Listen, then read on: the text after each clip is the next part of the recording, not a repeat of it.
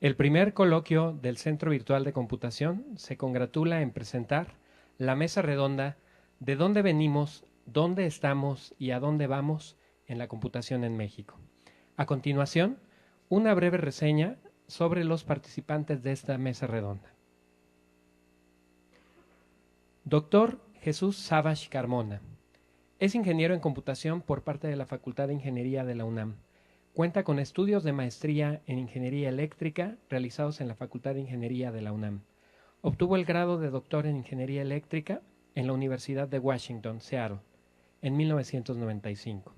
Inició como ayudante de profesor en 1983 y después como profesor de asignatura en la Facultad de Ingeniería en 1986. Desde entonces, ha impartido diversas asignaturas del área de procesamiento de señales, de arquitectura de computadoras y de robótica en la licenciatura y en el posgrado de Ingeniería y en el posgrado de Ciencia e Ingeniería de la Computación de la UNAM. Actualmente es profesor titular C de tiempo completo en la Facultad de Ingeniería. Es autor de un libro de diseño de microprocesadores publicado en varias ediciones por la Facultad de Ingeniería. Ha escrito artículos en revistas y congresos nacionales e internacionales. Ha asistido para impartir conferencias acerca de los proyectos de investigación realizados en el área de procesamiento digital de señales, inteligencia artificial y robótica móvil en México y en el extranjero. Démosle un aplauso.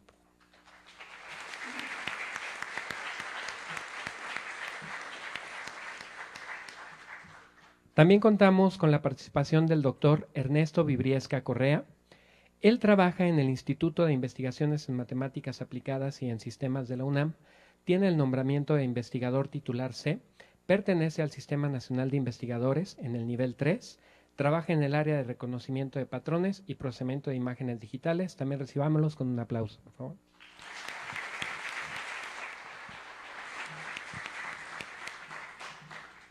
Contamos también con la presencia de la doctora María del Pilar Ángeles. La doctora María del Pilar Ángeles es ingeniera en computación y maestra en ciencias de la computación por la UNAM.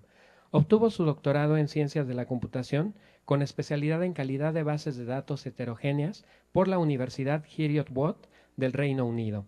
En la misma universidad realizó un posgrado de certificación en práctica académica en educación superior. Cuenta además con 2 posgrados en el ITAM en sistemas expertos y sistemas telemáticos. Trabajó 19 años en el área de soporte técnico de bases de datos en empresas como Casa de Bolsa Probursa, Nissan Mexicana, Software AG, Sybase de México, eStrategy México e Infotec. Actualmente se encuentra realizando investigación y docencia en la Facultad de Ingeniería en la UNAM. Sus áreas de interés son principalmente Big Data, calidad de integración de datos en ambientes federados, deduplicación, proveniencia de datos, manejo de datos maestros y minería de datos. Recibámoslos también con un aplauso.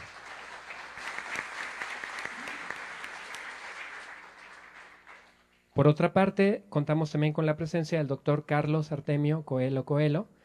El doctor Coelho obtuvo su doctorado en Ciencias de la Computación de la Universidad Tulane, en Estados Unidos, en 1996. Desde 2001 es investigador titular en el Departamento de Computación del Centro de Investigación y de Estudios Avanzados del Instituto Politécnico Nacional en la Ciudad de México. Ha sido pionero en un área que hoy se conoce como optimización evolutiva multiobjetivo, la cual se enfoca a la solución de problemas de optimización con 2 o más funciones objetivo, normalmente un conflicto entre sí, usando algoritmos meta-heurísticos con inspiración biológica. Actualmente cuenta con más de 450 publicaciones, incluyendo un libro monográfico en inglés, más de 140 artículos en revistas con arbitraje estricto y 55 capítulos en libros en inglés. Es nivel 3 en el Sistema Nacional de Investigadores desde 2005. Recibámoslos también con un aplauso.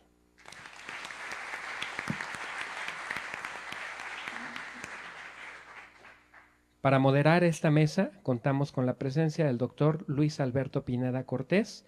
También brindo una breve semblanza. Él es ingeniero electrónico por la Universidad Anáhuac, maestro en ciencias computacionales por el Instituto Tecnológico del Estado de Monterrey, Campus Morelos y doctor por la Universidad de Edimburgo, Escocia. Investigador en el Instituto de Investigaciones Eléctricas en 2 ocasiones, se incorporó al Instituto de Investigaciones en Matemáticas Aplicadas y en Sistemas de la UNAM en 1998, donde ha sido jefe del Departamento de Ciencias de la Computación en varios periodos. Investigador titular B e investigador nacional nivel 2. Es autor de aproximadamente 115 trabajos de investigación, principalmente en inteligencia artificial, lingüística computacional, robots de servicio, reconocimiento del habla, procesamiento del lenguaje natural y computación gráfica. Además, es maratonista. Recibamos también con un aplauso.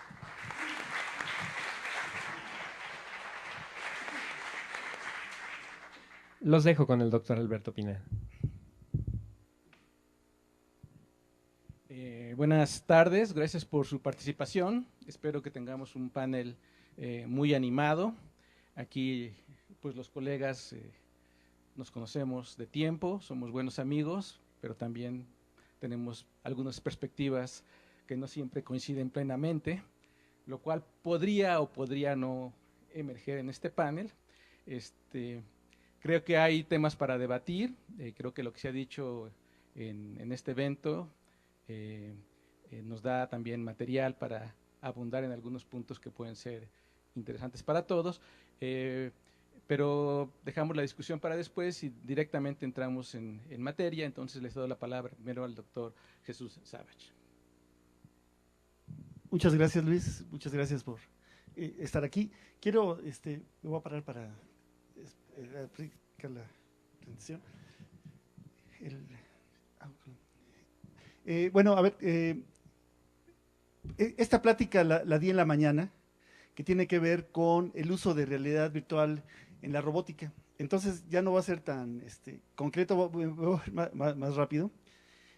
Entonces, bueno, fíjense, en el 2008 Microsoft tenía la idea de hacer un sistema operativo para robots. Afortunadamente, lo dije en la mañana, fallaron, qué bueno, pero tenemos ahora un sistema operativo que se llama ROS y que es como tipo de Linux. Entonces aquí la idea es que no nada más en una casa, que es también una casa inteligente, no nada más se tiene un robot, sino se tienen varios. Se tiene un robot que es el que hace rondines de vigilancia, otro robot que corta el pasto, otro robot que limpia y trapea los pisos, otro robot que recibe la ropa sucia, la acomoda, la acomoda de color y blanca, la mete en la lavadora, se comunica con la lavadora por medio de Bluetooth, la lava, la saca de la lavadora, la mete a la secadora, luego mete la ropa de color en la lavadora, la secadora le avisa que ya terminó, la saca y la plancha. Y tenemos otro robot que es el que lleva esta ropa, la va acomodando en la casa. Y por otra parte, además, este robot nos sirve para poder comunicarnos con él en forma remota y ver el estado en que se encuentra, en este caso, un adulto mayor. Bueno, entonces, este sistema que tenemos es para operar los robots móviles, lo expliqué en la mañana, ahorita ya no lo vuelvo a explicar, pero algo que a mí se me hace interesante para esta plática, ¿hacia dónde vamos? Uno de nuestros objetivos es que el robot aprenda a hacer otras cosas nuevas. Y se puede hacer como utilizando, bueno, algoritmos genéticos, programación genética, métodos probabilísticos, utilizando cadenas de Markov, clustering con condición vectorial y redes neuronales artificiales. Bueno, si queremos usar algoritmos genéticos, entonces pues vamos a tener poblaciones, vamos a usar lo mismo que ha hecho la naturaleza exitosamente durante millones de años, y vamos a evolucionar individuos para que aprendan a resolver algunas cosas. Entonces, ¿qué es lo que necesitamos? Necesitamos tener buenos simuladores. Entonces, necesitamos, en este caso, por ejemplo, el uso de realidad virtual para poder resolver diferentes situaciones. Afortunadamente, actualmente, los costos de los dispositivos para tener ambientes virtuales ha bajado mucho y tenemos sistemas que me permiten, por ejemplo, Gazebo, que me permiten tener la dinámica, o sea, tener ecuaciones diferenciales que van a simular cómo operan los robots. para probar los algoritmos, entonces hemos creado a lo largo de estos años diferentes simuladores. Este fue nuestro primer simulador en los años, a finales de los 90s, con nuestro primer robot, el TX8. Después aquí tenemos el simulador con Justina, y tenemos aquí nuestra última adquisición, que es el robot Takeshi, que es un convenio que estableció la UNAM con la empresa Toyota. Bueno, una de las aplicaciones es poder controlar un robot en forma remota, por ejemplo, para atender pacientes. El problema que tenemos aquí es que hay un retraso en la transmisión del video que está recibiendo la persona o el doctor que lo está viendo remotamente. Entonces aquí la idea es que en lugar de tener imágenes o video directo, se tenga una representación virtual que se va a ejecutar directamente en el lugar a donde está el doctor. Bueno, otra cuestión es cómo le enseñamos al robot a hacer cosas, a resolver cosas nuevas. Entonces aquí vamos a tener un usuario que va a resolver diferentes problemas en un ambiente virtual, y vamos a captar toda la información que está generando ese usuario y lo vamos a meter en un sistema para que el robot aprenda. Por último, ¿cómo hago para que el robot aprenda a navegar en un ambiente? Entonces aquí la idea es tener redes neuronales profundas en las cuales le vamos a dar una imagen objetivo, que es a donde queremos que el robot vaya. Y aquí aquí es la imagen objetivo, y esa es la imagen que el robot está viendo. Entonces, esto entra a una red de aprendizaje reforzado, y así el robot va a aprender. Si esto lo hacemos en la realidad, nos vamos a tardar mucho. Entonces, la idea es que tengamos ambientes virtuales, los cuales tienen lugares que se parecen mucho a la realidad. Y con esos ambientes virtuales dejamos al robot que se ponga a navegar y que se ponga a navegar dentro del ambiente, y así aprenda. Hay un investigador alemán que se llama Katz. Esto él le llama Robot Dreams, ¿no? Entonces, ¿qué es lo que sucede? Que el robot de alguna forma empieza a soñar, y dentro del sueño empieza a navegar, y así va aprendiendo. Entonces, creo que esto es un área de oportunidad ahorita para hacer que los robots aprendan nuevos comportamientos. ¿Okay?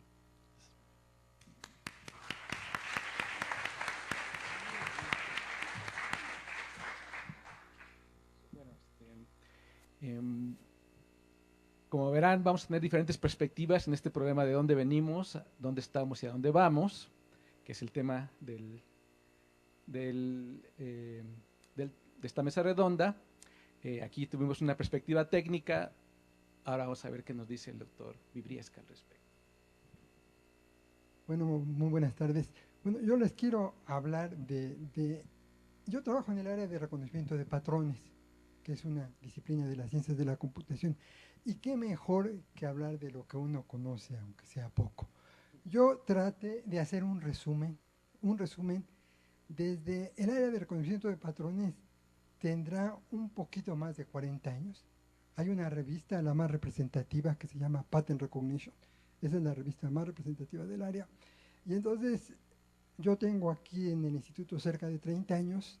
Tuve la oportunidad de ser invitado como editor asociado a la revista. Y entonces, de una forma u otra, he visto el crecimiento de esta área a nivel internacional. Y también la participación que ha tenido el instituto, la participación que ha tenido la UNAM en el desarrollo de esta área. Entonces, sí les quiero resumir un poquito qué es lo que hemos hecho, qué es lo que hemos trabajado, qué es lo que estamos haciendo y qué es el futuro de esta área. Bueno, el área de reconocimiento de patrones es un área que se enfoca principalmente en lo que es el análisis de imágenes digitales. Cuando nosotros tenemos una imagen digital, bueno, existen de muchísimos tipos, hablando de imágenes médicas, imágenes PET, imágenes de resonancia magnética, tomografías, ultrasonido, etcétera, en 2 y en 3 dimensiones. Es interesante que al principio dentro del área pues estaba atacando los problemas en 2 dimensiones por cuestiones de simplicidad, para después posteriormente 3 dimensiones se vuelve un reto y se empieza a atacar diferentes problemas. Entonces aquí les quiero mencionar, inicialmente nosotros empezamos, el instituto y todo, empezamos a trabajar con representaciones de curvas de objetos. ¿Cuál es la parte del enfoque de reconocimiento de patrones? Una vez que está la imagen digital y se segmenta la imagen, se obtienen objetos de interés, o sea, se obtienen los objetos de interés, y entonces esa es la parte que se vuelve, en la que nosotros nos hemos enfocado mucho. Entonces, inicialmente empezamos trabajando este tipo de formas, curvas, y entonces empezamos a trabajar propiedades. Creo que una cuestión interesante, ya se volvió algo histórica aquí en el instituto, ya también afortunadamente forma parte de la literatura, fue la teoría de los shape numbers, los números de forma, que lo estuve desarrollando con Adolfo Guzmán, y es una teoría interesante porque describe cada objeto por cada forma de una región con un solo número entero. La ventaja de esto es que entonces este número entero es invariante a la traslación, a la rotación, a la escala. Fíjense que esto es muy importante para reconocer, porque si nosotros usamos la matemática tradicional, que son coordenadas, ya sean cartesianas, cilíndricas, esféricas, y describimos un objeto, cuando este objeto es sometido a transformaciones, ¿qué es lo que sucede? Que cambian sus coordenadas y cambia todo.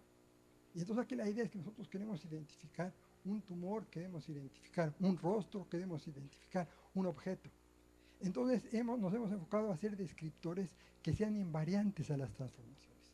La belleza de los shape numbers es que aunque la imagen se rotara, se alejara, cambiara de tamaño, seguía manteniendo el mismo nombre. Esto es igual que una persona, ¿no? Una persona, esté donde esté, pues sigue siendo el mismo. Y al final lo que nosotros queremos es reconocer.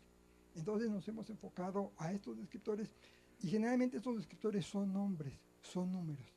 Fíjense, por ejemplo, el Registro Federal de Causantes, pues da muy poca información de la persona. Pues solamente nos dice el día, el año y el mes en que nació y sus iniciales. Pero después hicieron el CURP porque ya querían dar más información, como dar el género, como dar el estado en el que nació. Entonces esto se vuelve importante, y lo más interesante es trabajar en ese dominio. Imagínense, nosotros ahorita ya estamos trabajando descriptores que en un solo número estamos almacenando toda la información del rostro, pero geométrica y topológica. Entonces ya cuando alguien da su nombre, ya podemos desglosarlo su silueta. Y lo importante es trabajar en ese dominio. Nosotros no tenemos que regresar al dominio tridimensional. Si tenemos dos números de forma o dos valores, tenemos que comparar con esos dos valores. ¿Ok? Y entonces ya la idea es trabajar precisamente en un dominio unidimensional, en un dominio que es de los strings, que es un dominio de las computadoras. Y que obviamente lo hace muy rápido. Si nosotros queremos empatar a dos personas, hacer un matching de dos personas, pues realmente es un proceso que no es posible realizar. Bueno, entonces primero les digo, trabajamos 2D, estuvimos haciendo varias propiedades. Aquí cambio la lista. Entonces miren, después de estar trabajando todo lo que son 2 dimensiones, regiones, a trabajar árboles. O sea, y esto también les digo, esto es a nivel internacional, ¿no? Es más o menos la misma secuencia. Primero se trabaja en 2 dimensiones, trabajan objetos simples, curvas abiertas, curvas cerradas, y luego empezamos a trabajar árboles en 2 dimensiones. Aquí se hace una aplicación para equinodermos. Este es un erizo de mar. Este es un trabajo que estuvimos haciendo con limnología y ciencias del mar, que sale un proyecto pues interesante entre Lima y el instituto para tratar de reconocer estos equinodermos. Generalmente, y en muchos procesos, y me lo han comentado varios biólogos, en muchos procesos pues es una clasificación, una taxonomía subjetiva.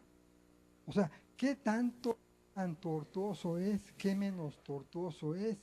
O si es muy tortuoso, como lo hacen los oftalmólogos, ¿no? Cuando ven los vasos sanguíneos. Si, bueno, si está muy tortuoso, puede tener diabetes o puede ser hipertenso. Pero aquí lo que se trata es de dar números, de cuantificar. Entonces también nuestras medidas oscilan entre el 0 y el 1. El 0 es una línea recta, sin tortuosidad, y el 1 es la curva más tortuosa que puede haber. Esto pues nos da otros parámetros, ahorita lo vamos a ver más adelante. Bueno, Aquí fue una aplicación, aquí pudimos entrar también generando este tipo de árboles. Se pueden generar árboles, los árboles que llenan el plano, con estas mismas representaciones. Ahora le digo, esto se convierte en números, estos son cadenas, simplemente es una secuencia de números. Ahora pasamos al siguiente paso, que fuera representar curvas. Entonces aquí encontramos una forma de representar esta curva con un solo código cadena, con un solo número expresado con 4 símbolos del 0 al 4. Y podemos representar este tipo de curvas. Una aplicación es para trayectorias. ¿Cuál es la trayectoria que sigue una abeja, la trayectoria de un avión, etcétera? Aquí vemos otra aplicación en la curva de Hilbert. ¿Cómo representar la curva de Hilbert? La curva de Hilbert es una curva complicada matemáticamente hablando. Con nuestro código de 5 símbolos se pudo representar los diferentes estados de la curva de Hilbert. Bueno, ya voy a ir más rápido. Una aplicación que también creo que es interesante, que se desarrolló en el instituto, fue el haber generado esta representación para representar nudos. Y la contribución que se hizo es que se generaron todas las curvas cerradas, que fueron 282 mil millones de curvas cerradas. Fíjense, esto equivale casi al número de neuronas de 3 cerebros humanos. Y en esa posición tenemos el récord mundial en la generación de estas curvas. Y fue gracias al uso del código que nos permitió podar el árbol de la combinatoria y poder obtener todas las combinaciones que se podían dar. Entonces, al igual que en 2 dimensiones, pudimos obtener un solo descriptor para los nudos, para cada una de las curvas. Esto también lo pudimos extender para árboles, y podemos ver estos árboles que llenan el espacio. Y bueno, finalmente les muestro esto. También hemos trabajado mucho con la ecuación de Euler, y también otra ecuación con la que hemos trabajado es con la compacidad, ¿no? Una relación que mide la compacidad de los objetos y que ya no se basa en la medida clásica de ver el perímetro el perímetro entre el área o la superficie entre el volumen, porque esa medida es muy ruidosa. Esa medida depende mucho del perímetro en forma cuadrada en 2 dimensiones y en forma cúbica en 3 dimensiones. Entonces, no es una buena medida para clasificar. Este es un concepto muy sencillo que solamente mide la vecindad de los voxels. Entonces dice, son como fichas de dominó. Imagínense fichas de dominó, cuando uno las junta, entre más se toquen las fichas, más compacta es para hacer la sopa del dominó. Entre menos se toquen, menos compacto. Entonces, bueno, aquí estas fueron algunas aplicaciones internacionales que le dieron a este concepto de la compacidad y todo. Entonces, bueno, aquí quiero hablar de algo que es importante, ya con esto acabo. Entonces, el entrar en 3 dimensiones, representar árboles, en 2 dimensiones, representar árboles en 3 dimensiones, avanzar en las descripciones de los invariantes para las transformaciones de los objetos, invariantes a la traslación, a la rotación, a la escala, que es lo que permite hacer un reconocimiento más rápido de los objetos. Esto cae dentro de la imagenología. Entonces, la imagenología es bella porque no es invasiva. Entonces nos estamos enfocando mucho en la imagenología para nosotros describir cualquier tipo de estos objetos, principalmente muchos son de aspectos biológicos y médicos, y entonces poder así hacer el reconocimiento. Falta mucho por hacer, realmente yo siento que estos apenas son unos descriptores que se han desarrollado, no solo que se han desarrollado internacionalmente y que de una forma u otra pues nosotros hemos visto este crecimiento y de una manera muy pequeña hemos participado en algo. Pero esa es la idea y este es el futuro. Todavía les digo, falta mucho por hacerlo. Bueno, pues con eso sería todo, más o menos mi razón. Creo que me tardé, ¿verdad?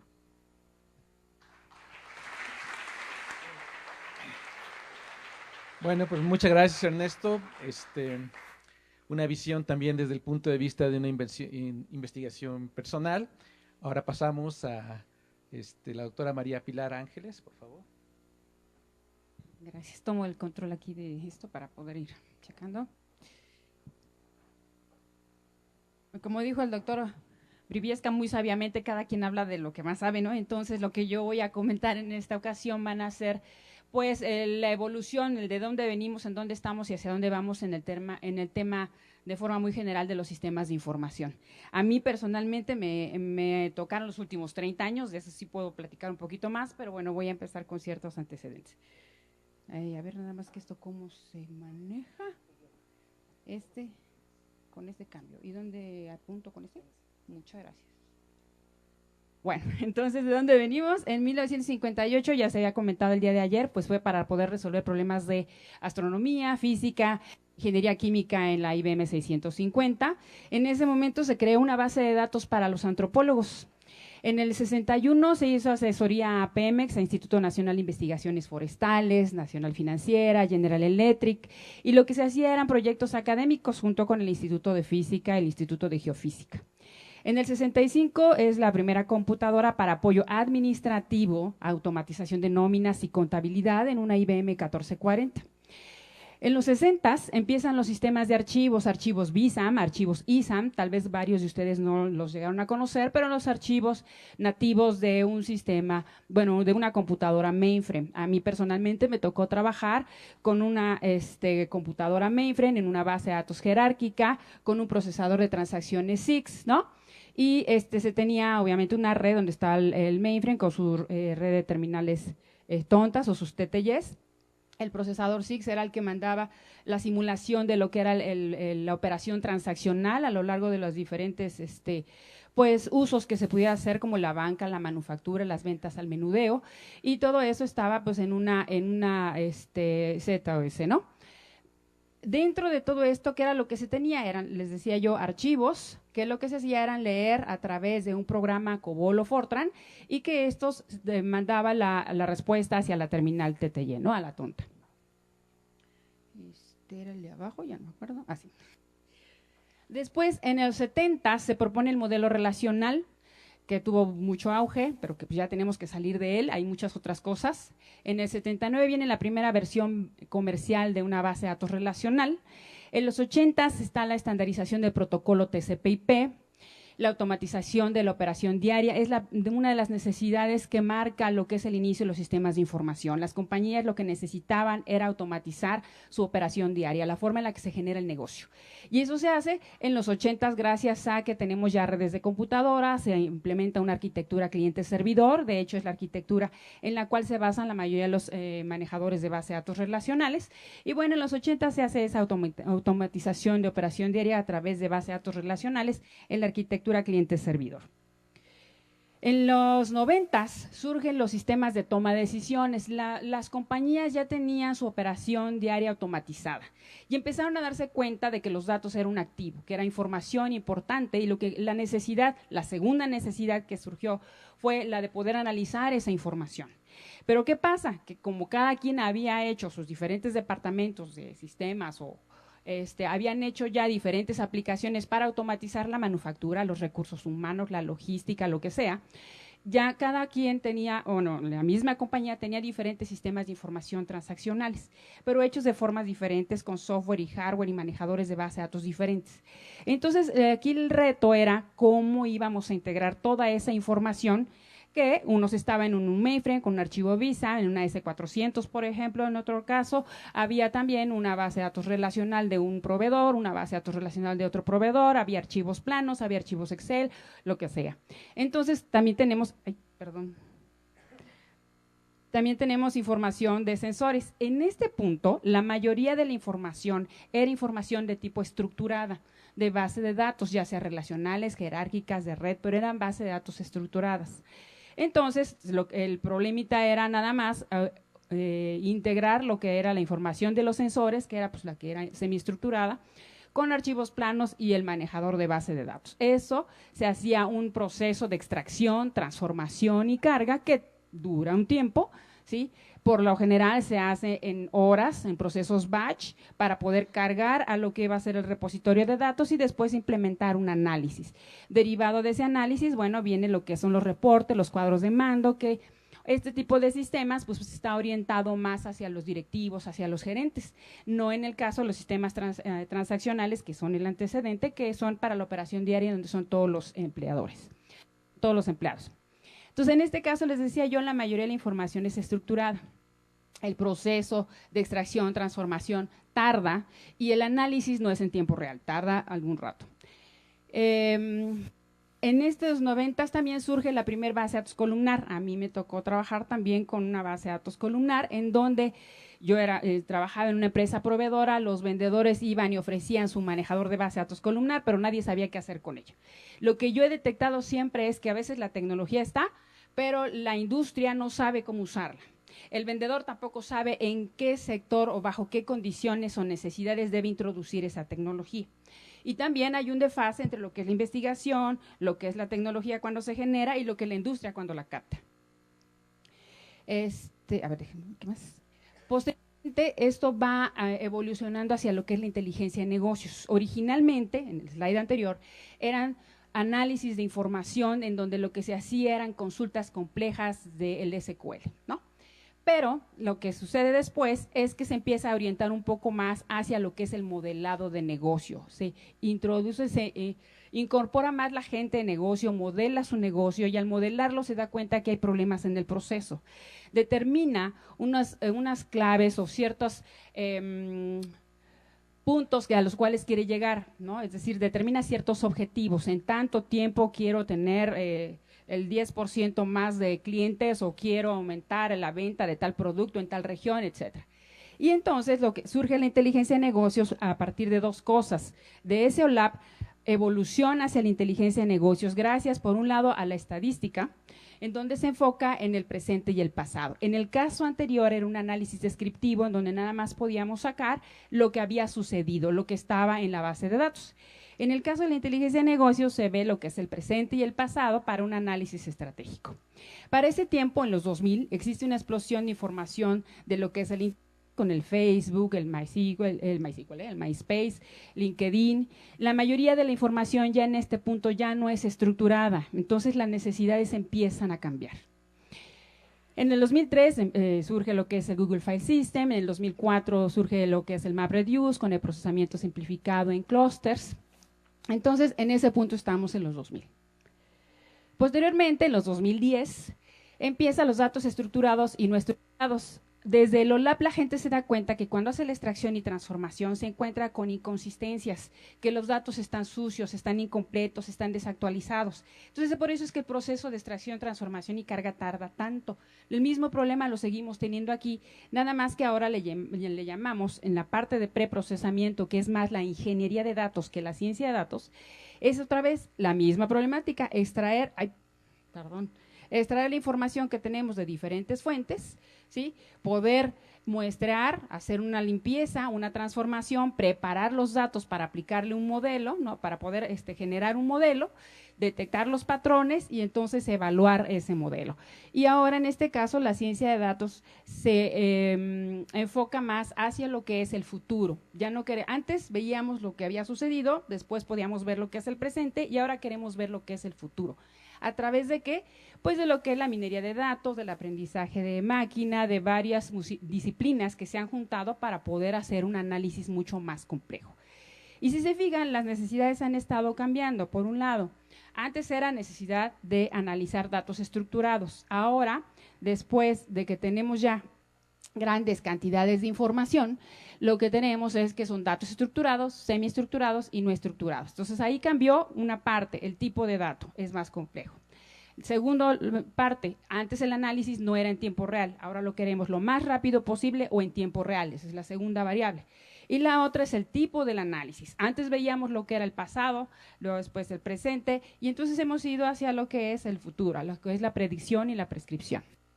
En los 2015 se hace análisis predictivo con aprendizaje automático, pero tenemos también el mismo procesamiento batch, procesamiento rápido, pero queremos procesamiento en tiempo real. ¿De qué? De grandes cantidades de información. Gracias a que surge lo que son las redes sociales, la cantidad de información que se está generando es inmensa y además es de diferentes tipos, ¿no? Entonces aquí el problema es, ¿qué hacemos si está generando grandes cantidades de información y además la quiero analizar en tiempo real? Aquí surge la necesidad, o el problema, mejor dicho, del tiempo. ¿Qué ha surgido últimamente? Las bases de datos en memoria, las bases de datos NoSQL y las bases de datos multimodelo. Por un lado, ¿qué es lo que se tenía? Cuando se hacía un proyecto de afinación y rendimiento en una empresa, el primer problema que tenemos que evadir es siempre el disco. porque pues, es el elemento computacional más lento. Entonces lo pasas a una memoria RAM, a una memoria principal, y ahí lo trabajas. Pero no hay memoria RAM que pueda contener tanta información en muchos casos, entonces eso es un problema. Surgen entonces las bases de datos en memoria, en donde dicen, ok, si tú tienes problema para estar manipulando grandes cantidades de información, en primeras porque las estás leyendo del disco, luego van a ir a dar a la RAM y en el RAM se están circulando. ¿Qué es lo que puedes hacer? Tener una base de datos en memoria en donde toda la información ya no va a radicar en disco, sino va a radicar en memoria principal. ¿Cuál es el principal problema allí? Pues que es volátil, que si se va la energía, pues se acaba la información. Entonces se tuvieron que modificar ciertos algoritmos para que se pudiera soportar esa arquitectura. Otro avance fue las bases de datos SQL. Derivado de que se surgieron las redes sociales, los tipos de sistemas de información han variado también.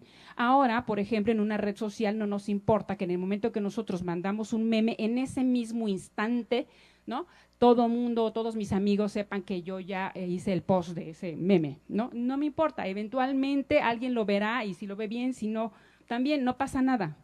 En cambio, en el caso de una transacción de un SPAY, por ejemplo, o sea, de una transferencia de cientos de miles de pesos, pues sí me importa que eso quede del otro lado y que sea en el mismo momento y que se haga la disminución de esa cantidad de dinero en esa cuenta de banco, ¿no?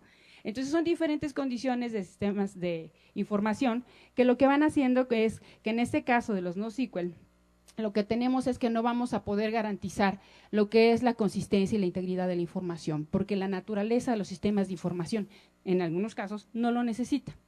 Y por otro lado, también surgen las bases de datos multimodelo. Al salir las bases de datos NoSQL, dijeron, bueno, yo soy un manejador que ve solamente documentos, yo veo textos, yo veo lo que es llave valor, yo hago grafos. Y entonces, ¿qué pasó? ¿Qué pasa si tengo diferentes tipos de datos? Información que me conviene más meterla en un grafo, información que me conviene más hacer clasificación de documentos en textos. Entonces están surgiendo ya los manejadores de base de datos multimodelo. Es decir, son manejadores en donde puedes almacenar llave valor, puedes almacenar también grafos, o puedes almacenar columnas, o puedes almacenar renglones. Posteriormente, el análisis es rápido o casi en tiempo.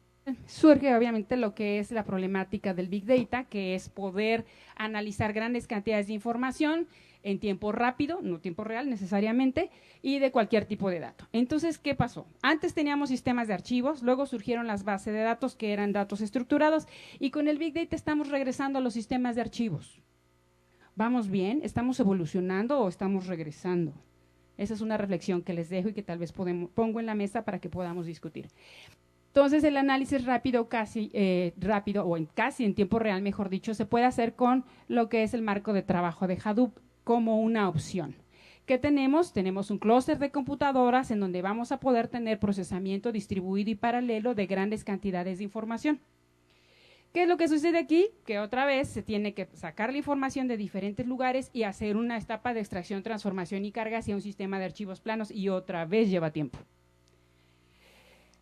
Lo último es la parte de procesamiento de flujos de datos continuos. En el caso del análisis que no requiera gran preprocesamiento de información, se puede agilizar a través de procesamiento de flujo de datos continuos.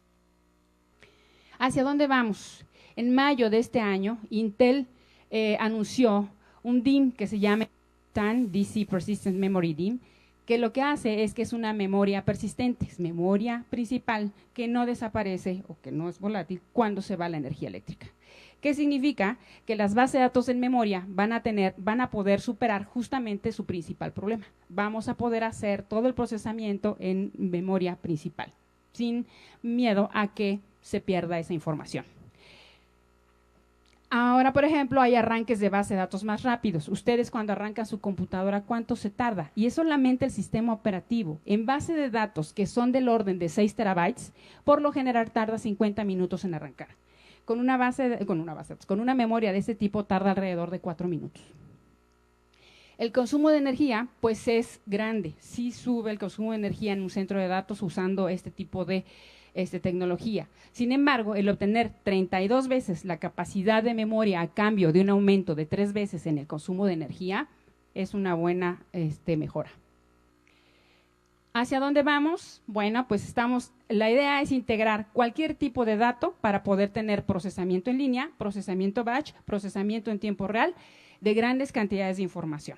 Entonces vamos a poder tener aquí otra vez la misma problemática, diferentes fuentes de datos y mandarlo hacia una base de datos en memoria que pueda ser multimodelo, en donde pueda tener yo lo que requiera que vaya hacia un grafo, que vaya un grafo, lo que requiera que vaya hacia un texto, que vaya, lo que sea columnar o relacional se puede ir poniendo en el mismo manejador que va a poder soportar esos diferentes modelos. Y después, obviamente, pues va a haber diferentes aplicaciones para poder sacar los reportes. Entonces, las bases de datos en memoria principal, persistentes, multimodelo, que agilice los sistemas OLTP o transaccionales, los sistemas analíticos, los de inteligencia de negocios, los de Big Data y los de ciencia de datos. ¿Qué retos hay? Pues les comentaba yo, ha habido retos en la cantidad de la información, en el tiempo de respuesta, en el tipo de análisis, en el tipo de dato y en la escalabilidad.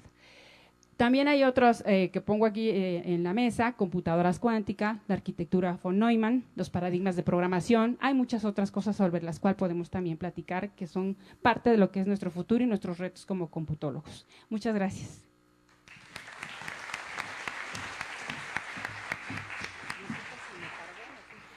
Pues muchas gracias a Pilar por esta perspectiva tan amplia desde el punto de vista de la tecnología en general. Muchas gracias. Y ahora pasamos con el doctor Carlos Coello. Nada más déjeme decir antes que es muy modesto en su introducción, no dijeron el Premio Nacional de Ciencias, es también Premio Eberto Castillo, es también miembro del Consejo Consultivo, es actualmente secretario de la Academia Mexicana de Ciencias, es el vicepresidente de la Academia Mexicana de Computación y futuro presidente, y además es el ganador del el premio para la Academia para el Tercer Mundo, que se considera como el Nobel de los países en desarrollo, y creo que es el investigador en computación que más reconocimientos nacionales e internacionales ha tenido, y aparte es el más influyente en CONACYT, el SNI y todo eso. Entonces lo dejamos con Carlos. Muchas gracias. Ya hizo Luis que me ruborizara. Pues la verdad es que yo, como no poseo la sabiduría de los colegas que me precedieron, yo entendí otra cosa de la mesa redonda. Yo de lo que voy a hablar no es de nada técnico, voy a hablar un poco de la comunidad en computación. Mi perspectiva muy personal, voy a decir cosas que tal vez muchos no estén de acuerdo, y está bien porque es la personal, no es la de toda la comunidad. Para mí ese es el ayer. Yo de origen no soy computólogo, soy un humilde ingeniero civil egresado de la Universidad Autónoma de Chiapas, que quiso estudiar computación y no pudo, y pues ya después la vida me dio la oportunidad en un posgrado. Aquí es en la ceremonia de graduación, esto debe ser mayo de 1996 en Tulane, en Nueva Orleans. Y el ayer para mí pues es mediados de los 90s. Yo tuve mi primer contacto con la comunidad de computación en México en 1994, si la memoria no me falla. Y el México, cuando yo regresé en el 97, porque trabajé un año en Estados Unidos, era muy diferente ese México para un computólogo del que es ahora.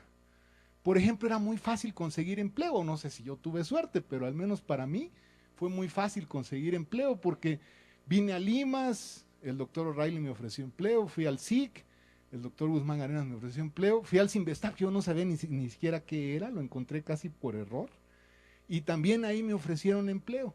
Y entonces dije, pues el Limas me queda muy lejos porque vivo en Ciudad Satélite, el SIG, el sistema de estímulos, necesito una hoja de Excel para saber cuánto voy a ganar, y el Cinvestav, como que todos se ven muy relajados ahí, como que está muy tranquilo, mejor me voy para allá. Y me fui al Cinvestav, pero pedían esto del SNI, yo ni sabía qué era el SNI, pues ¿qué será eso del SNI? Aquí me lo decían mucho en la UNAM, no decían si no tienes SNI no le vamos a dar chamba, ¿no? Que es lo que dicen ahora, pero me preguntaban si yo estaba en el SNI. La comunidad pues era muy pequeña, eso se intuía, y después empecé a ver datos. Para que tengan una idea los jóvenes, por allá de 1994, Vladimir Estivil publicó un artículo en la revista Computer de la IEEE, y habían hecho un censo, no sé cómo lo hicieron, estimaban en el 94 50 doctores en computación en México. En 1999, el CONACYT, en un evento que hizo de responsables de proyectos, decía que habían 150. Para que tengan idea de qué tan pequeño es ese número, dijo esta persona de CONACYT que en ese entonces Singapur, que es un país muy pequeñito, en 2 horas lo atraviesan en coche, tenía en una de sus 2 universidades más doctores en computación que México. Así de mal estábamos en 1999. El primer proyecto de investigación básica de CONACYT sobre computación, no donde usaran computadoras, fue aprobado en 1994. Había, por supuesto, poco acceso a la información, el internet no era lo que es ahora. Los navegadores gráficos, a mí me tocó usar todavía el Mosaic antes de Netscape cuando estuve en Estados Unidos, y todavía me tocó la navegación vía texto, ¿no? Todavía uso el PAN y esas cosas, soy un dinosaurio, ¿no? El Gopher y todo esto que se usaba, las búsquedas eran en Usenet, no en texto. Y evidentemente la comunidad de computación tenía muy poca visibilidad en nuestro país, dentro de las comunidades científicas. El hoy, pues es de hace un año, pero más o menos creo que me veo igual. Aquí es en Wellington, en Nueva Zelanda, el año pasado. ¿Dónde estamos? Pues yo creo, primero la información, que es muy importante para nosotros. Tenemos más acceso, al menos creo en las instituciones grandes y ahora con estos consorcios que no sé si van a sobrevivir. Se unen varias instituciones y uno tiene acceso. Yo me acuerdo cuando llegué al Cinvestav presumía mucho, es que aquí tenemos el Easy Web of Science, y llegaban cada mes con unos discotes, unos cartuchos, a actualizar la base de datos porque estaba físicamente en el Cinvestav. O sea, no era acceso vía internet, era solamente en el Cinvestav. Porque se pagaba una lanísima, ¿no? Era carísimo tener el acceso, y llegaba gente de otras instituciones a sacar sus reportes de citas para esa cosa que le llaman el SNI, porque decían, es que tengo que sacar mi reporte de citas, y pues no existía el Google Scholar, no existía Scopus, no había nada de eso. Tenemos también más presencia en el SNI, por ejemplo, en área 7, que es el área donde estoy yo, las ingenierías, porque computación está en casi todas las áreas. Hay 14 computólogos con nivel 3, que es el más alto, incluyendo un mexicano en el extranjero. Hay otros, bastantes más, en otras áreas. Por ejemplo, en área 1 hay varios computólogos muy conocidos, como Sergio Raxbaum, otros en el extranjero, como Raúl Rojas, ellos están en área 1. Pero en área 7, que ahora es la más ruda de todas, dicen algunos, hay 14. Hay aproximadamente, la última vez que chequé, porque he sacado estadísticas de eso, como 45 niveles 2 en computación en área 7, en todo el país. Y ya la tropa, pues sí son bastantes, ¿no? Nivel 1, candidatos, esos son bastantes. Ya existe un computólogo que ha ganado el premio de investigación de la Academia Mexicana de Ciencias, desafortunadamente solo uno, desde 1961, que es cuando se creó el premio. 4 que han recibido el Premio Nacional de Ciencias, lo cual es fabuloso porque se creó en el 47, y cuando yo tuve la fortuna de ganarlo en 2012, yo apenas era el segundo en haberlo ganado. Ahorita ya hay un mexicano en el extranjero en esos 4, el otro es Enrique Zúcar y Raúl Rojas, un mexicano en el extranjero. Varios computólogos han tenido y tienen actualmente numerosos proyectos de investigación, ciencia básica, existió una vez algo que se llamaba NSF CONACYT, todo tipo de proyectos de innovación, PEI y demás. Hay presencia ahora de los computólogos en muchos foros, en comités del CONACYT, por supuesto, lo ha habido por ya bastantes años, afortunadamente desde los 2000, en la Academia Mexicana de Ciencias, incluso en el Consejo Directivo. Tenemos ya una Academia Mexicana de Computación, donde Luis modestamente no quiso decir que fue nuestro primer presidente de esa academia, ahora es Enrique Zúcar, yo soy el vicepresidente. Sin embargo, todo esto de acá, que es pura felicidad, contrasta con que ahora es más difícil conseguir empleo. Cuando tuve la fortuna de ganar el premio de la Academia Mexicana de Ciencias, me pidieron que yo diera el discurso a nombre de los galardonados. Y primero dije, pues qué honor, ¿no? Y ya después dije, híjole, esto va a ser terrible, ¿no? Porque imagínense que les llaman a su casa un viernes y les dicen, usted va a dar el discurso a nombre de los galardonados frente al presidente de la República. Tiene 3 minutos para hablar y tiene que leer los nombres y las categorías de todos los ganadores, que además se había acumulado de 5 años. En 5 años no lo habían entregado. Entonces empecé a hacer ejercicios de estos de los locutores, ¿no? Que respiran con el estómago, no sé cómo le hacen, para en 2 minutos leer todos los nombres de los ganadores. Y me quedaba 1 minuto. Entonces dije, pues en 1 minuto no puedo decir gran cosa. Entonces traté de ser sarcástico. en el discurso brevísimo que pude dar, que por supuesto lo tuve que enviar a la Presidencia de la República antes, para ver si no estaba yo diciendo pues nada inapropiado, y en el discurso lo que dije fue que yo quería pensar que estaba en un México diferente, en donde entre otras cosas nuestros egresados podían conseguir empleo, porque no había habido empleo, y no lo ha habido, en las grandes instituciones, no se han creado nuevas plazas en muchos años. Y esto no solo aplica a computación, por supuesto, pero yo estaba hablando en general del caso científico. Y bueno, y ya saben, ¿no? Me robé la nota en los periódicos, salí al día siguiente, comunidad científica le hace un enérgico reclamo al gobierno. Yo pensé que me iban a correr del Cinvestav, afortunadamente no pasó nada, pero es una realidad que ahora, pues los jóvenes no basta con que tengan un doctorado en computación, tienen que tener publicaciones, les piden que sean al menos candidatos, los estándares para ingresar al SNI se han endurecido, también para permanecer y para subir. Entonces ahora el nivel de competencia pues es mayor, ¿no? Es mucho más difícil. Nosotros tuvimos unas plazas hace poco de un colega que se jubiló y otro que se regresó a su país de origen, y pues llegan muchas solicitudes de candidatos con currículum realmente muy fuertes, entonces un nivel de competencia muy elevado.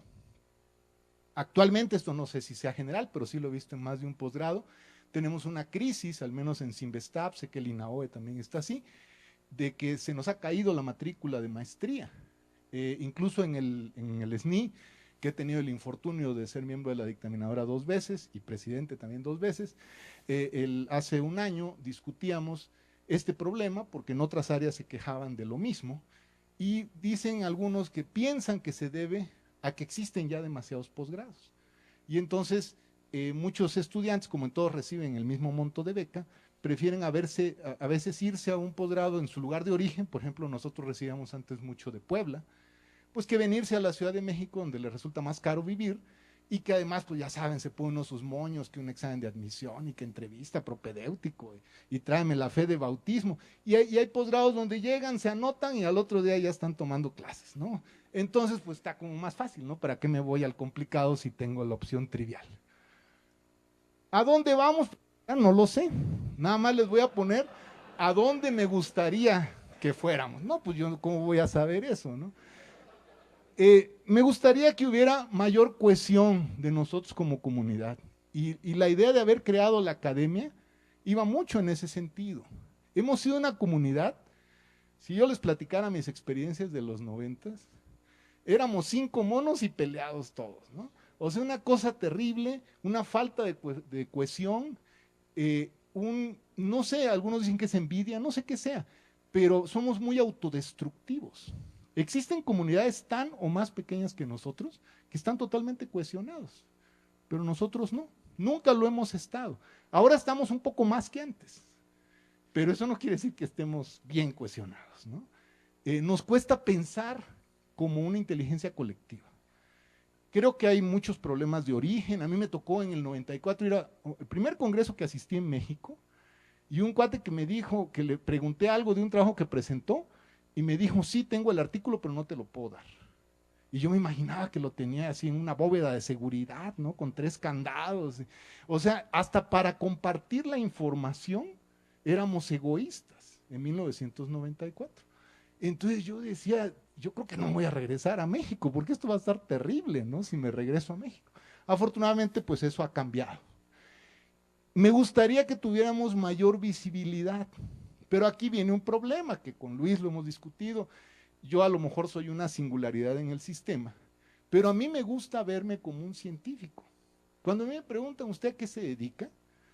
Yo no les digo que soy ingeniero, aunque sí lo soy, pues, no que reniegue de ser ingeniero, pero yo me veo como un científico, porque mi doctorado fue en ciencias de la computación. Yo no me veo como un tecnólogo, pero desafortunadamente soy el único que se ve a sí mismo como un científico. Todos los demás, si les digo que mi doctorado es en computación, me sacan aquella duda de Word que llevan 8 años con ella en la cabeza, porque dicen, pues tú eres doctor, ¿no? Tú debes de saber eso. Yo casi ni uso el Word, nada más para los formatos de CONACYT, porque no hay opción, pero fuera de eso no me gusta usar el Word. Entonces, ese es un problema. Obviamente hay un sector de la comunidad que se dedica a tecnología, y está muy bien, es una de las muchas ramas. Hay otros sectores que están más cerca de matemáticas, hay unos totalmente matemáticos, totalmente teóricos, los que hacen arquitectura, los que hacen mucha ciencia básica, ya varios colegas hablaron de sus áreas, pero a mí me gusta vernos como científicos. Y si queremos ser reconocidos por la comunidad científica, nos tendríamos que ver nosotros mismos como científicos. He oído a computólogos llegar y decir, la computación ni siquiera es una ciencia. Y yo sentía que me daba un infarto en ese momento cuando lo estaban diciendo, pero lo he escuchado y de gente muy conocida y reconocida en México. Me gustaría que estableciéramos liderazgos. Cuando yo iba a congresos nacionales, ya sea porque mis artículos estaban muy chafas, porque pues me salía más barato, la razón que fuera, ¿no? Ahora ya casi no voy, solo cuando me invitan, porque pues, ni tengo dinero ni tengo el tiempo para ir. Veo a veces pláticas de nuestros colegas, en donde dicen, tomé el algoritmo X con el software Y, lo pegué, se lo puse a este aparato y me salió esto. Está muy bien, está padrísimo. Pero ¿saben qué me gustaría ver? Que dijeran, yo hice el algoritmo X, que lo usan en Estados Unidos, lo usan en Japón, y es el mejor, en su área, es el mejor en todo el mundo. Y fue hecho aquí, en México. No lo hice en el MIT cuando era estudiante. Lo hice aquí, en la UNAM. Eso me gustaría ver. Ese es mi sueño, pues. Que un día podamos pararnos frente a una audiencia y decir, eso se hizo en México y no es menor que lo que se hizo en Alemania. Yo como científico he competido con científicos de otras partes del mundo y no me da miedo competir. A veces uno gana, a veces pierde, pero yo los veo. Una vez que invitamos a un computólogo muy destacado de Estados Unidos, cuando fuimos a comer me dijo, mira, la inteligencia está distribuida de manera uniforme en todo el mundo. Te vas a encontrar gente muy inteligente en todo el mundo. Es solo que las condiciones en que se desarrolla esa inteligencia es diferente en cada lugar del mundo. Y me daba el caso de los chinos, que me explicaba él su teoría de por qué pensaba que los chinos fracasaban muchos de ellos en volverse buenos científicos. ¿Cómo es que no podían dar el brinco teniendo todo para hacerlo? Entonces, bueno, esa es mi reflexión en esta parte. Creo que en el futuro nos vamos a enfocar más en la calidad que en la cantidad, o al menos eso me gustaría, ¿no? Hoy en día el SNI ha promovido la numeralia. Tengo muchos artículos de los cuales no hago ninguno, o sea, todo pues es así, pues, ideas sencillitas. Una vez con Luis precisamente discutíamos, que me decía Luis con mucho acierto, decía es que nosotros, pues ya venimos de otra generación, antes nos sentábamos, reflexionábamos, teníamos una idea, la desarrollábamos y si funcionaba sacábamos el paper, ¿no? Ahora los jóvenes sacan primero el paper y ya luego viene lo demás, ¿no? Vamos a ver, o sea, yo aventé ahí la idea, a ver si ustedes la implementan, ¿no? Y si está mal, pues la compongo y saco otro paper, ¿no? El SNI creo que ha motivado malos hábitos, y esto no es privativo de computación, es de todas las áreas. Me gustaría que se mejorara la visibilidad de computación, no solo en México, en todo el mundo. O sea, tener computólogos como los tenemos científicos en otras áreas, biólogos, fisiólogos, con reconocimiento internacional, que ustedes van a Suiza y saben quién es este cuate. Eso me gustaría de nuestra comunidad, de nuestros grandes computólogos. Por supuesto, tenemos que mejorar participación en comités de todo tipo. Es engorroso, yo se los digo por experiencia, estar en la dictaminera del SNI. Mucha gente tal vez me envidie, no me envidie, me han rayado mi coche varias veces, ya me robaron el emblema de mi Prius ahí en el Sinvestab, por todos los comités en los que he estado, porque además cuando son presidentes firman, le echan la culpa de todo. Claro, si reciben la promoción no van a recibir nunca un agradecimiento, pero si quedan fuera, van a ver llamadas anónimas, todo tipo de cosas, ¿no? Es muy ingrato, pues, tenemos que hacer. Si queremos que cambie el sistema de evaluación, tenemos que ser parte del sistema. Si no, pues nunca lo vamos a cambiar. Y tenemos que participar en la toma de decisiones gubernamentales. Ese ha sido un gran problema. A nivel nacional, de por sí el gobierno, los gobiernos que hemos tenido, no toman en cuenta, por ejemplo, el Consejo Consultivo de Ciencias, que se supone que es para que el presidente se apoye en las decisiones relacionadas con la ciencia. Yo me integré al consejo en 2013 y lo primero que me dijeron es, ¿sabes cuál fue el último presidente que consultó al consejo? Ernesto Zedillo. Ningún presidente después de él, el consejo lo creó Salinas y el último que lo usó fue Zedillo. Ningún otro presidente después ha utilizado el Consejo Consultivo de Ciencias. ¿Como para qué, no? Si ni saben qué son y luego ni votan por el del gobierno, ¿no? Así que, pues, ¿para qué los llamamos, no? Entonces, somos un en general, la científica, que no somos tomados en cuenta. Y dentro de esa computación es así como el patito feo, ¿no? Que estamos, pero no estamos, porque nunca saben dónde ponernos. Son de ingeniería, ¿ustedes qué son?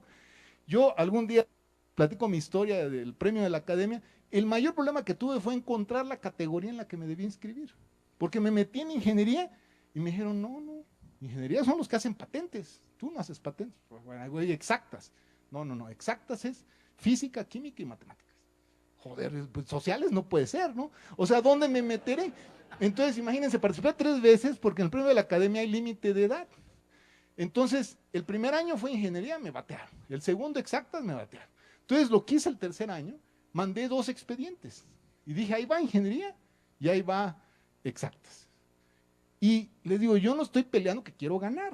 Lo que quiero es que me evalúen, pues, eso es todo lo que quiero. Y díganme a dónde pertenezco, porque ahora hasta yo estoy confundido. Yo ya no sé realmente a dónde pertenezco. Y entonces ocurrió una cosa rarísima, ¿no? Que gané en exactas. Y me reclamaron los físicos, los matemáticos, ya saben, entre las felicitaciones venían ciertos reclamos por ahí subliminales. Les digo, pues yo no tengo la culpa, ¿no? Yo también creía ser ingeniero, ya descubrí que no, pues que no soy ingeniero. Y el Premio Nacional de Ciencias me pasó exactamente lo mismo. Entonces, es un asunto de identidad como comunidad. Nadie sabe en dónde ponernos y eso nos incluye a nosotros mismos. Entonces, esas son las reflexiones nada más que quería traer. Muchas gracias.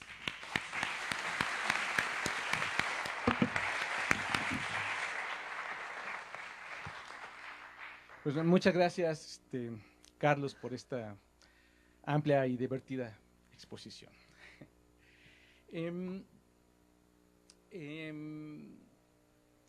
Yo creo que hay cosas que son ordinarias y cosas que son extraordinarias. Yo creo que nuestra vida personal en general es ordinaria, pero sí queremos que haya algunas cosas extraordinarias. Y en nuestra familia también lo normal es que las cosas sean ordinarias, pero queremos que suceda algo extraordinario. Y también pasa con los países, que tenemos una vida ordinaria y de vez en cuando suceden cosas extraordinarias, tal vez. Y también esas cosas pasan con la ciencia y con la tecnología. Yo creo que la invención de la computadora, todos los 40s, ENIAC, Shannon, todo este tipo de cosas, fue algo realmente extraordinario. Y yo creo que su comercialización mundial originalmente también fue algo extraordinario. Porque muy bien las potencias, los gringos en particular, pudieran haber dicho, esto es tecnología militar y secreta y nos la quedamos para controlar a todo el mundo. Pero la decidieron compartir y claro que no fue por buenas gentes, fue pues porque el potencial económico de tener el mundo era más valioso que tener a todo el mundo sujeto bajo el dominio militar directo o cosas por ese estilo. Entonces, eso fue extraordinario. Yo creo que fue extraordinario que Sergio Beltrán fuera a California a ver ese IBM y se emocionara tanto. Y realmente yo creo que fue un visionario, porque toda la energía que tuvo para venir y un ambiente que era prácticamente ignorante ante la tecnología lo logrará poner, ¿no? Pero también aquí creo que en este momento la comercialización empezó a ser algo ordinario, dejó de ser extraordinario. Y de hecho yo siempre me he preguntado ¿por qué la primera computadora que compró la UNAM no fue una Univac? Fue una IBM 650. La IBM 650 era una máquina básicamente de contabilidad que se había salido en el 54. Fue muy popular en las universidades, pero ya estaban las Univacs del 52-53, que eran máquinas que venían de toda de ENIAC y todo eso, y eran máquinas científicas. Y la primera computadora se justificó por la astronomía, y lo natural hubiera sido que pues hubiera sido una ENIAC, o sea, una Univac la que hubiéramos tenido, pero fue una IBM. Y yo creo que esto se explica porque Univac se vendieron a lo mejor 100, no sé cuánto, pero IBM se vendieron, la 650 había fueron 2.000 en la primera etapa del 54, y IBM era una empresa mundial que tenía oficinas comerciales en todo el mundo, y entonces ellos decidieron comercializar y tenían toda esa estructura ya para vender. Y por supuesto, cuando hay una nueva tecnología, algo extraordinario, que no se conoce a nadie, pues las universidades son quien la puede incorporar. Entonces nosotros fuimos el foco de la mercadotecnia internacional, la UNAM y también un poquito el TEC de Monterrey, porque éramos los que podíamos introducir la tecnología. Entonces vino la tecnología y nosotros pusimos los recursos humanos para hacerla viable, y creamos el ambiente para que surgieran todos los centros de cómputo y se pudieran establecer las diferentes compañías, y entonces se vino la primera etapa de computación en México. Y entonces eso ya fue, digamos, ordinario. Y eso nos ha pasado por generaciones. Llega una nueva tecnología computacional y entonces, pues claro, hay un desconcierto porque no se conoce, y entonces las compañías transnacionales, los corporativos que las hacen, pues se dirigen a las universidades para decir vamos a echarlo a andar, pero por su lado ellos echan toda su maquinaria a andar porque eventualmente las van a vender, y entonces eso que antes era un reto tecnológico se convierte parte de la vida cotidiana. Lo extraordinario en cada una de esas olas no es la comercialización, sino es la nueva tecnología, que ha habido en los 60 las mainframe, los 70 ya las redes, las minicomputadoras, los 80 las PCs y los inicios de internet, etcétera, hasta nuestros días con ahora las big data y redes profundas y reinforcement learning y todo. Entonces es lo mismo, o sea, hay una tecnología detrás que yo creo que sí es una cosa extraordinaria y luego llega a una situación ordinaria. Y está pasando eso ahorita. La revolución que tenemos ahorita es simplemente que de pronto pues, hubo muchos datos en la red, hubo más poder de cómputo, hubo los algoritmos de machine learning que estaban disponibles, y pues estaba todo en la nube, no había, las empresas no tenían quien les supiera resolver el problema, vinieron a nosotros y les resolvemos el problema, pero ellos también lo están haciendo, y esto en 2 años se van a ver que pues, fue la onda y ya está todo regularizado. De hecho ya está pasando. Entonces, nosotros hemos tenido en la UNAM, a lo largo de estos años, estas ondas de tecnología. Y ha sido una gran aventura de incorporar nueva tecnología en cada uno de los casos, empezando por Beltrán y en cada una de las generaciones. Y ha sido una gran empresa universitaria traer las supercomputadoras, traer el internet, etcétera, etcétera. Entonces siempre hemos vivido esa parte, siempre hemos sido muy activos en poner la tecnología a trabajar, introducirla, crear los recursos humanos y echarla a andar. Pero paralelo a eso, desde los orígenes de la computación en la UNAM, también hemos hecho un esfuerzo, ha habido un esfuerzo continuo de hacer algo extraordinario. Siempre ha habido gente en la UNAM que ha querido crear la tecnología computacional. Realmente ser el creador, no nada más el que incorpora, introduce y lleva. Y hemos tenido una dinámica, una dialéctica muy intensa que se manifiesta en este debate que ha habido siempre en la universidad, de si debemos tener un instituto de computación o un centro de computación. Ahora tenemos un centro virtual, pero hubo muchos intentos de hacer un centro de computación y de alguna manera no se consiguió por muchos factores que podríamos analizar, pero todo este núcleo de gente que estuvo detrás de estos proyectos, yo creo en el fondo decía, es que hay que crear a la tecnología computacional porque la creación de la tecnología es realmente lo extraordinario para computación. Claro que hay en todos lados, ¿no? Lo demás de todas maneras va a pasar. De todas maneras va a haber gente que va a aplicar computadoras todo el tiempo porque ahorita nadie en el mundo hace investigación y prácticamente ninguna actividad de la vida cotidiana sin computadoras. Entonces eso va a pasar. Y yo creo que tenemos que reflexionar, o sea que realmente Carlos lo mencionó en el aspecto general, no es un problema nada más de la UNAM, que no pudimos concretar un centro de investigación en computación en la UNAM, no lo hemos podido concretar en México, como lo han podido otros institutos en todas disciplinas. ¿Por qué? Porque del centro de investigación despega la disciplina. se dan los ambientes para que de ahí se crea y se haga realmente el salto a las cosas grandes. Porque si estamos fragmentados, diseminados, pues es mucho más difícil. Entonces no lo hemos logrado, es un motivo de reflexión. Y yo creo que es una pérdida de oportunidad, porque realmente las grandes universidades del mundo, las fronteras tecnológicas, todas tenían sus centros de computación, no uno, varios, que dieron lugar a la generación de la tecnología computacional de manera cotidiana. Entonces, no fue para mí, no es algo satisfactorio que no hayamos logrado eso. Y para mí me parece que la aventura que habíamos tenido de tratar de buscar realmente desarrollar la ciencia y la tecnología de la computación desde nuestro pequeño cuartel con nuestros pequeños recursos, era en busca de algo extraordinario que es parte del espíritu universitario que no debemos perder. Por eso estoy en estado de shock. Estoy en estado de shock porque ayer se dijo en la inauguración y luego en el panel se dio seguimiento a dos proposiciones que me confrontaron profundamente y no me dejaron dormir, la verdad. Una, que realmente fue bueno que no hubiera un centro de computación, porque por eso pudo haber toda la tecnología computacional que está por todos lados y tenemos este evento que tiene muchas aplicaciones. Y yo digo, pero es que no estaba peleado, o sea, tener el centro de computación hubiera fortalecido, porque de todas maneras tener todas las aplicaciones en todas las ramas de la ciencia, pues de todas maneras iba a pasar.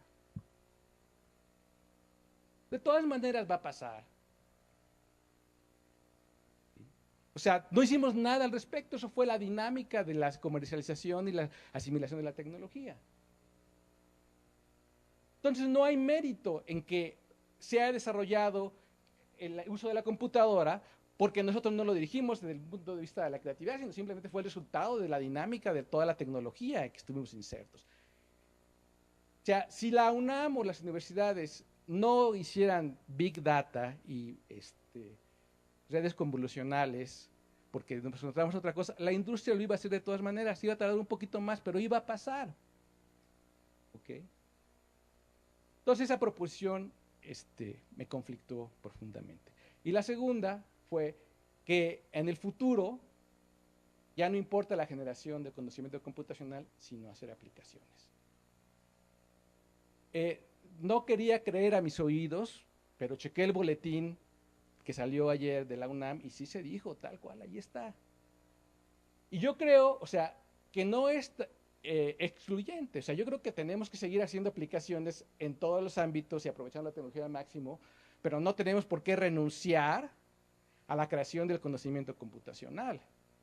No están peleados, es nuestra fortaleza. Entonces, la verdad, honestamente, les digo y lo pongo aquí entre la mesa y entre ustedes, que creo que son dos cosas que tendríamos que reconsiderar hacia el futuro. Y además, que termino rápidamente, porque la tecnología profunda es lo que hace la diferencia entre las naciones que se van hacia adelante y las que se quedan atrás. La tecnología computacional no está de ninguna manera terminada. La vamos a seguir generando por el resto del tiempo, en el resto del siglo va a seguir más tecnología computacional. Y la plusvalía de la tecnología, de la acción de la tecnología, es lo que hace la diferencia. Y esa diferencia se va a aumentar en lo que resta del siglo. Aquellos que logren subirse al tren de la alta tecnología y logren obtener la plusvalía que deja, van a estar acá. Y aquellos que se dedican a ser usuarios pasivos, van a estar acá. Hay niveles intermedios, por supuesto. Pero renunciar a la creación del conocimiento computacional, para mí, es ir en contra de nuestros ideales universitarios. Porque para eso creamos a nuestra universidad. Gracias.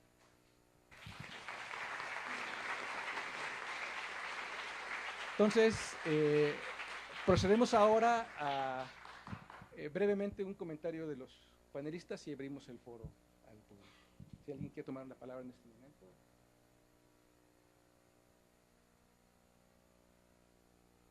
No se animan, seré la primera entonces. Bueno, sí estoy de acuerdo contigo en algunas cosas. Definitivamente la generación de nuevo conocimiento es el pilar de todo un sentir universitario, ¿no? Y pues lo que se tiene que hacer aquí en este caso es, si tú estás generando nuevos algoritmos o nuevo conocimiento, también se tiene que expandir.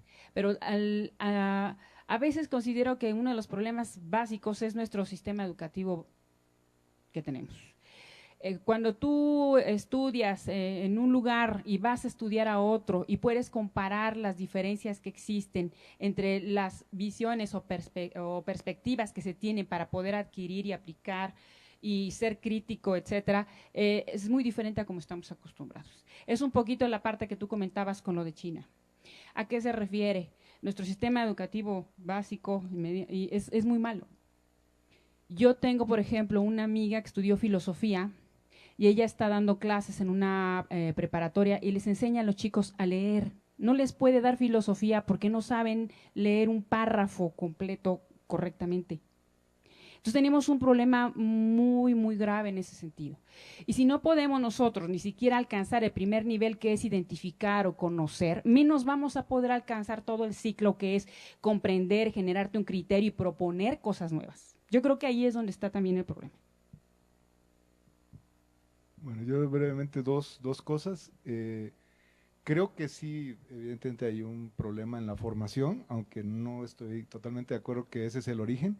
Yo les puedo decir un dato que a mí me conmocionó mucho siendo una persona del sureste, ahora que estoy en el Consejo Directivo de la Academia Mexicana de Ciencias.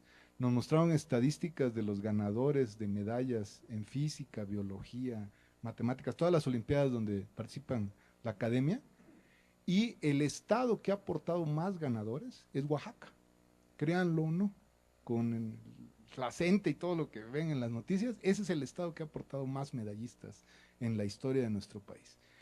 Y yo que vengo de Chiapas, que el sistema educativo no es el mejor, por supuesto, digo, se aprendí a leer y escribir y creo que sé multiplicar todavía, pero, reconozco que está muy por abajo del de la Ciudad de México porque mis hijos estudiaron en la Ciudad de México. No creo que sea ese el problema. Creo que mucho el problema de lo que mencionó Luis, y no que el otro no sea un problema, es realmente la identidad de computación. Esto yo lo he vivido en el Cinvestav y en otros lugares del país, que ustedes le dicen a un doctor en química, soy doctor en computación, y se quedan conmocionados, ¿no? O sea, ¿qué hará un doctor en computación? O sea, no se lo imaginan. Para ellos es intuitivo qué haría un doctor en matemáticas, en física, en química. Vamos, los de medicina, ¿no? Pero no un doctor en computación. Es así como que, bueno, ¿y ustedes qué hacen, no? ¿Les dan el código fuente del Windows o qué es lo que hacen en el doctorado? O sea, no imaginan que seamos capaces de generar conocimiento. Y ese es el problema. Yo por estar en la academia, en el CCC, hemos tenido 2 reuniones con Marilena Álvarez Bulia, que va a ser la directora de CONACYT, y en la última que tuvimos el lunes pasado, yo le decía a ella, a mí me parece increíble que la UNAM, que tiene un instituto de matemáticas, que tiene varios de física, no tenga uno de computación. O sea, el IMAS es lo más cercano, pero no es solamente computación, me refiero a un instituto dedicado exclusivamente a computación. Solo tenemos el SIC dentro del Poli, pero no hay un centro CONACYT dedicado a computación. No hay tenemos del Cinvestav una unidad de tecnologías de la información, la de Tamaulipas, que es chiquita, es lo más cercano, pero es un poco muestra la importancia que a nivel ciencia, a nivel instituciones grandes, se le ha dado a la computación. Para mí la reflexión es, eso lo entiendo y lo tengo claro, ¿no? Y tengo una hipótesis de por qué, pero yo lo que quisiera que reflexionáramos es si vamos a hacer algo al respecto o no. Marilena dice que ella sí quiere hacer algo al respecto y que quiere impulsar las TICs y la ciencia de datos. Vamos a ver, ¿no? Pero ella quiere crear un centro CONACYT en cada estado. Pues hay bastantes estados que no tienen ninguno. Puede crear alguno de computación. Espero que se haga, pero entonces nosotros tendremos que responder también como comunidad a esa responsabilidad y generar ese conocimiento de primer nivel que se requiere. Entonces creo que hay un compromiso mutuo, ¿no? Nosotros tenemos el derecho a reclamarle a las autoridades, al gobierno, a las instituciones, pero si en algún momento nos hacen caso, aguas, porque entonces nosotros también vamos a tener que responder, ¿no? Esa es la única reflexión con la que termino. Carlos. Ernesto. Sí, bueno, yo considero, así como lo menciona Luis, que la generación de conocimiento es fundamental, definitivamente. Entonces yo creo que para la generación de conocimiento, pues ahí debemos de tener algunos parámetros. Uno sería mucho la consistencia. Debemos ser tremendamente consistentes, tremendamente necios para estar trabajando, porque sucede que si nosotros empezamos a generar conocimiento, podemos generar herramientas que después pueden seguir trabajando nuestros alumnos, que se pueden tener aplicaciones. Entonces yo creo que la generación de conocimiento se vuelve fundamental para el desarrollo de cualquier área. No creo que sea sano que tomamos el conocimiento que viene del extranjero ya avanzado y todo. Creo que para generar conocimiento hay que recorrer todo el camino desde que existe el problema. Nos presentan un problema, es un problema nuevo totalmente. Tenemos que pensar no solo qué hicieron los demás, ni buscar el estado del arte totalmente, sino por nosotros mismos cómo lo atacaríamos, cómo empezaríamos ese desarrollo. Yo creo que son cuestiones fundamentales para generar conocimiento. La UNAM es una institución que genera conocimiento y creo que transmitir esto a los alumnos, transmitir esto a las generaciones que van pasando, es lo que nos permite también ir haciendo escuelas donde nuestra UNAM se genera cierto conocimiento y se sigue desarrollando. Yo creo que esa es una parte pues fundamental, creo que debemos de aprender a tomar ese camino para hacerlo. Bueno, sí estoy de acuerdo que se tiene que generar conocimiento, pero creo que también se tiene que aplicar. El año pasado asistimos a una competencia en Japón y logramos visitar a un centro de investigación en Nagoya, donde tenían coches autónomos que ya circulaban ahí en la ciudad de Nagoya. Estos coches estaban basados en coches comerciales de Toyota. Entonces, preguntándole al investigador, oye, ¿y tú modificaste el automóvil? Me dijo, no, le pedimos a los ingenieros de Toyota que nos ayudaran a modificar los coches para que pudieran navegar en la calle. Entonces, ellos tienen ahí a los ingenieros que fabrican los coches, entonces se les facilita poder modificar esos automóviles. Me quedé pensando que sucedió algo, el año pasado una empresa mexicana, una industria casera chiquita que hacen chocolate, mazapanes con chocolates, nos invitaron a que les ayudáramos a mejorar sus procesos. Entonces visité la fábrica, era una fábrica pequeña, y tenían realmente un pipeline de fabricación del producto que habían hecho ellos. Entonces me enseñaron una maquinaria que era la que molía los cacahuates. Y le pregunté, oye, ¿esta máquina cuándo la hicieron? Me dice, pues le hizo cuando mi papá era dueño de la fábrica en los años 50 y se la hizo un ingeniero que trabajaba en los ferrocarriles. En esta época no hay nadie que pueda hacer esa máquina ya. ¿Por qué? Porque ya no tenemos esa industria que hacía los ferrocarriles, que se hacía en los ferrocarriles. Y lo mismo sucede con los coches. O sea, sí tenemos a Toyota, que vende coches, pero no tenemos a los ingenieros que nos ayuden a modificar los coches. Entonces, creo que nos falta ligar lo que se desarrolla en las universidades con la industria, que no hay. ¿Sí? Ese es un problema grave que yo veo en la actualidad. Nosotros hemos estado participando en la competencia del Robocop. En el 2008, por primera vez, participó un equipo chino. Les fue muy mal. Ese equipo chino fue mejorando cada año, hasta que en el 2014 quedaron campeones. Hace 2 años, en la competencia, hubo la selección de robots que se iban a utilizar, robots comerciales que se iban a utilizar en la competencia. Pues resulta que esos chinos ya tienen su robot comercial que lo venden, ¿sí? Dije, bueno, nosotros que tenemos a Justina y que hemos estado trabajando, ¿por qué no hemos pasado del diseño de prototipo a algo que ya se pueda vender, que ya lo hicieron estos chinos? Bueno, nos falta lo que los norteamericanos le llaman la última milla. No tenemos la capacidad de pasar, perdón, de prototipos a productos. Creo que ahí estamos fallando totalmente como país. Un último comentario. Por supuesto que tiene que ser toda la gama de actividad, de la ciencia básica, la ciencia aplicada, la tecnología. Y de hecho, en los países avanzados hay un balance, o sea, hay un territorio para cada quien. Y se desarrollan todas las actividades. El problema es estar chimuelos de alguna actividad. Es el problema. Y tenemos que cubrirlo. Y yo sí les digo a los colegas científicos que a veces sí hay que dicen que la tecnología no es importante, pues que yo creo que la ciencia sin tecnología es una ciencia coja. Porque en todos lugares la ciencia se articula sobre la tecnología. Los descubrimientos científicos van sobre la tecnología que los hace posibles. Y este círculo es un círculo virtuoso que aquí no hacemos. No podemos tener ciencia de excelencia y comprar toda la tecnología. Y es una reflexión que sí le queda a la parte de la ciencia. Abrimos las preguntas al público. Si alguien tiene, por favor. A ver, aquí está Cristian primero y luego Boris, por favor. ¿Quién más?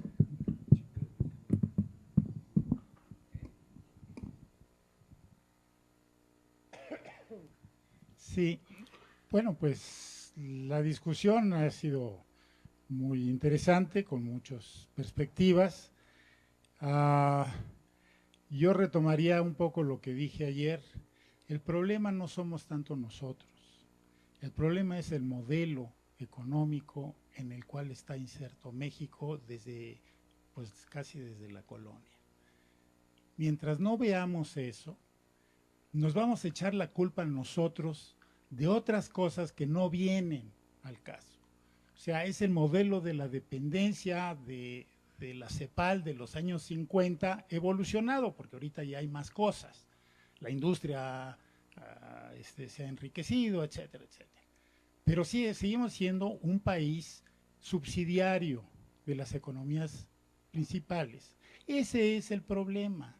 No nos estemos rasgando las vestiduras ni peleando entre nosotros. Lo que necesitamos son liderazgos que nos digan cómo enfrentar a la política pública y dictarles para dónde se puede ir, de qué somos capaces. Eso es y capaces desde la ingeniería hasta la ciencia básica. Pero dejemos de estarnos peleando entre nosotros.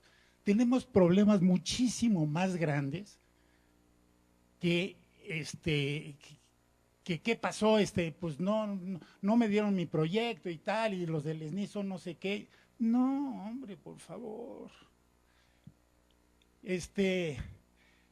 Yo insisto, el modelo bonsai que presenté ayer, ese es el problema. El problema es que nos cortan las raíces sistemáticamente para no crecer. Así está diseñado.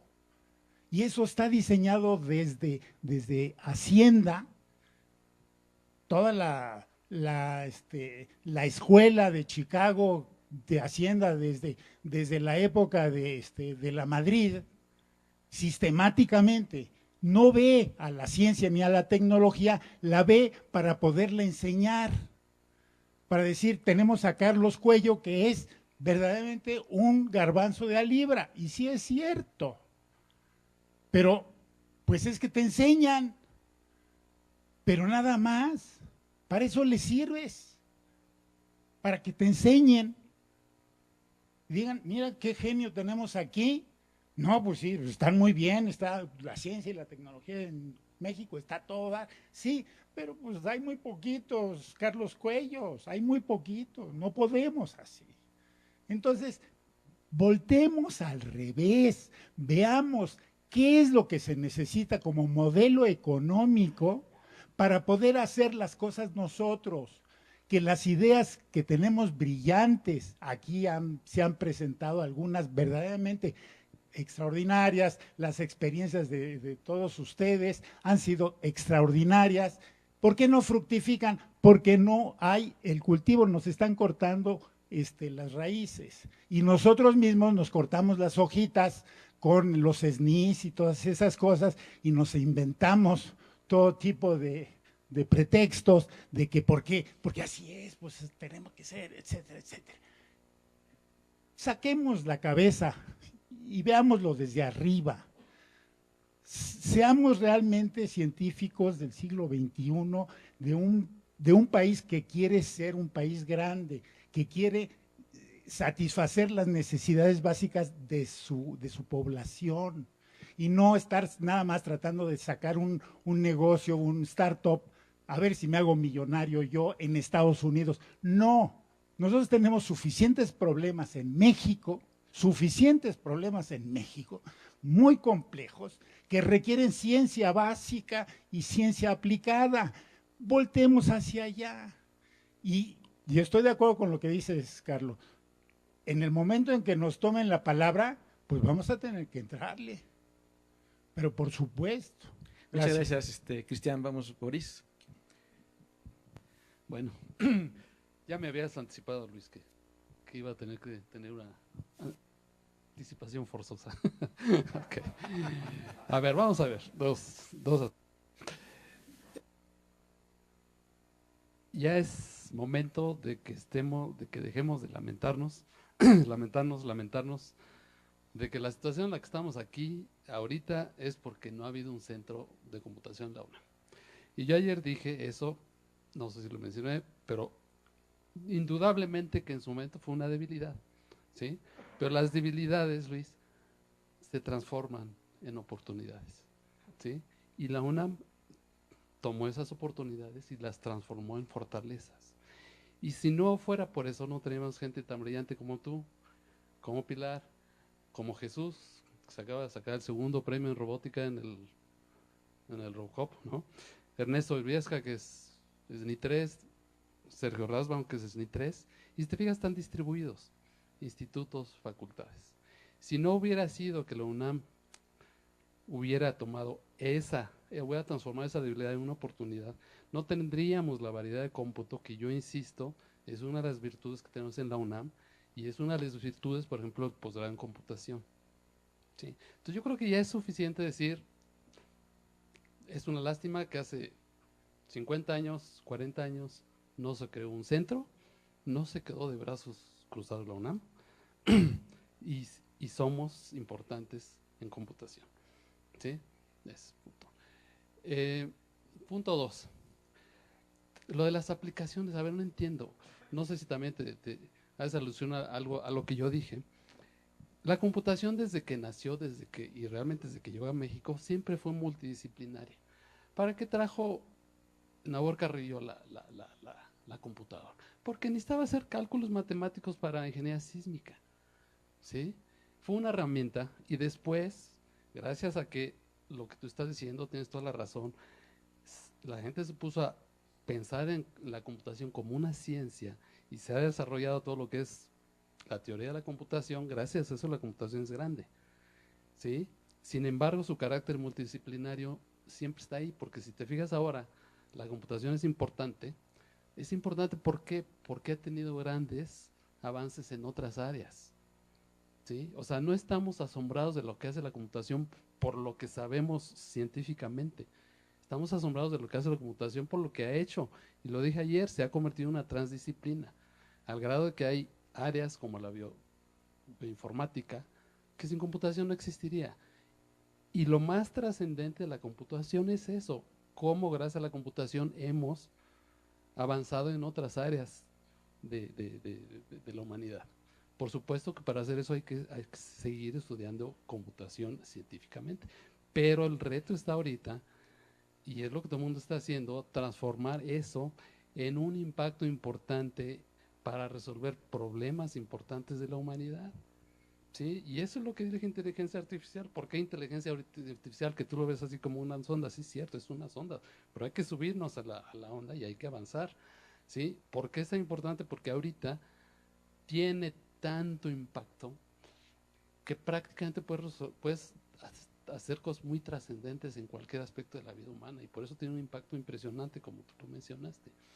Eso, el impacto de la computación en otras ciencias es lo más valioso de la computación, con todo respeto, y para eso se necesita estudiar científicamente la computación. Y finalmente, Luis, ayer dijiste, a ver, vamos a pensar en grande, con ideas chiquitas no vamos a hacer nada. Me parece que lo dijiste tú, no estoy seguro, ahí están los modelos. Microsoft, Facebook, Google, todas esas cosas. Y ya hubo alguien, no sé si está por aquí, Adolfo, Guzmán, que dijo, ¿por qué no empezar pequeño? Bueno, a ver, mira, todas esas empresas, Microsoft, Facebook, Cisco, empezaron, ¿sabes cómo? Con un, no salieron, me parece que no salieron nunca de un departamento en computación, salieron porque dos jóvenes se pusieron de acuerdo, pusieron su changarrito en el taller y tuvieron una gran idea, ¿sí? Y de ahí salió el monstruo. O sea, no es que Microsoft lo haya puesto a alguien, empezó con una iniciativa de personas que se atrevieron a pensar en grande, pero fue una iniciativa pequeña y esto empezó desde pequeño hasta algo muy grande. Entonces, tampoco yo creo que debemos estar pensando, lamentarnos, o sea, yo escuché ayer un lamento, decir, ¿por qué no tenemos empresas como Microsoft? Microsoft la crearon, fueron así y se hizo una cosa grande, ¿sí? Entonces, bueno. ¿Quería decir algo, Héctor? ¿No había alguien atrás? Perdón, ¿quería hablar? ¿Y alguien? Sí, creo que había alguien atrás, entonces después yo seguiría. Ok. Bueno, gracias. Me congratula mucho oír, yo también tengo muchos años ya aquí en la universidad y estoy de acuerdo en que hay muchas mentes brillantes, ¿sí?, las cuales están aquí presentes, y esta sesión se ha convertido en una mesa redonda de reflexiones, lo que creo que es muy valioso, ¿sí? Yo he sacado aquí varias palabras, estoy de acuerdo con muchos de ustedes: identidad en la computación, ¿sí?, la distribución en la universidad para salir aquí, el modelo bonsai, pero me parece que necesitamos entre nosotros como comunidad, y aquí decían, mirar o atender hacia los problemas nacionales, pero yo creo que no entendemos algunas de las cosas que en otros lados se entienden. Yo ayer citaba un poco, también hablando de las aplicaciones, en particular Alemania, me llama la atención porque muchas universidades se llaman universidades de ciencias aplicadas. Tú conoces muy bien a Raúl Rojas, Luis, y el trabajo de él. Entonces yo creo que falta una palabra, y entre el puente que habló Jesús Savage y lo que dijo Ernesto, el generar conocimiento tiene que prevalecer, ¿sí?, como algo primordial, pero ese puente entre llegar de generar conocimiento a que tenga un impacto, que es la palabra que nadie ha dicho ahora, ¿sí?, quisiera que fuera, es el que nos falta, y es el que dice Jesús, ¿sí? Y dentro de las comunidades académicas, todo estar dejándonos de pelear y todo, que si alguien es básico, que alguien es aplicado, que si alguien es tecnólogo. Yo creo que así como hay mentes brillantes en esta universidad, hay muchos técnicos brillantes, ¿sí? Y cada que se necesita hacer un demo de calidad, pues llaman a los tecnólogos para que los hagan, ¿sí? Entonces, yo creo que es momento en esta mesa de reflexiones, yo la llamaría más así, de llegar a ese punto, ¿sí?, esa cohesión de la que habla Carlos Cuello. Entonces, yo creo que hay una serie de palabras que se han citado en esta reunión que nos va a dar un objetivo que ojalá lo logremos cumplir, ¿sí? Gracias. Diría entonces, Héctor, sí. Sí, muchas gracias. Gracias a la mesa de veras por los temas y por la reflexión. Me gustaría dar 2 puntos, me he mantenido al margen de la mesa anterior y de esta, pero me gustaría hacer 2 comentarios, sobre todo dirigidos a los jóvenes. Uno, el primero es, estamos en un punto de inflexión de un área que sí, es un área de estudio que estaba naciendo y que, si retomamos esta idea que nos dejó ver Carlos Coello, fue muy interesante. ¿Dónde está? ¿En qué área me tienen que evaluar? Es decir, un área que no se definía y que ahora está siendo protagónica en varios sentidos, a nivel mundial y en áreas que no necesariamente es el punto de estudio del cómputo. Son áreas que usan esto pero pretenden también muchos o plantean problemas que no se han pensado en cómputo. Son muchas cosas que hay que reflexionar al respecto, que son grandes retos. Y en ese sentido estamos en un punto de inflexión. Yo creo que lo pondría allí para la comunidad, el hecho de perdernos en espejismos de centros o no centros. Creo que más bien lo que requerimos es liderazgos formales y establecidos y el respeto entre nosotros como comunidad académica. Es decir, de tener este respeto, de aceptar quién es una persona que ha impactado, que tiene grandes logros, más allá de que si es teórico, es práctico, es verde, es rojo, viene del norte, viene del sur, eso no importa. Importa la calidad académica y la calidad académica desde ese.